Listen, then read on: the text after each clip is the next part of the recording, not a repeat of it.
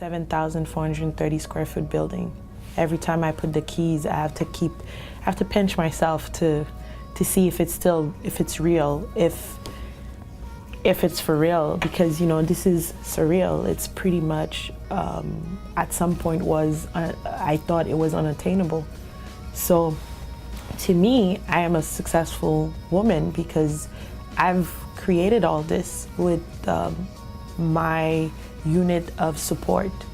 And so to me, success is when you put your mind to something, you dream about something, and you put your mind to it and you make it happen. And when you do make it happen, to me, that is success. I was born and raised in Haiti, Port-au-Prince, Haiti. I am the granddaughter of two driven people. Also, my mom is a designer, and I also watch her build her business. So all around, I was surrounded by business entrepreneur, and I think that's where I got my first business lessons. Back in 2008, I was looking for a kitchen, and we couldn't find any. And so I've researched, and my husband and I, we were like, okay, let's maybe we could open a kitchen. But we started researching, and we started thinking, oh wow, that's a big undertaking. But I kept on researching, and I found this great franchise called Your Pro Kitchen, and back then they only had one store. And I kept on researching, kept on following them, and I kept putting my mantra out, Fort Lauderdale will be mine one day. And I would love to own Miami and West Palm. And we decided to go for it, not knowing what it would take. Over the last year, it has been quite a different setting of knowledge. As chefs, we are, again, talented, but we're not so much made up to be able to build a business. And this is why I believe that most of our restaurants fail. Just because you know how to cook and you're creative, that doesn't mean you can bring the bodies to the door or the clientele to the door in order to make it happen.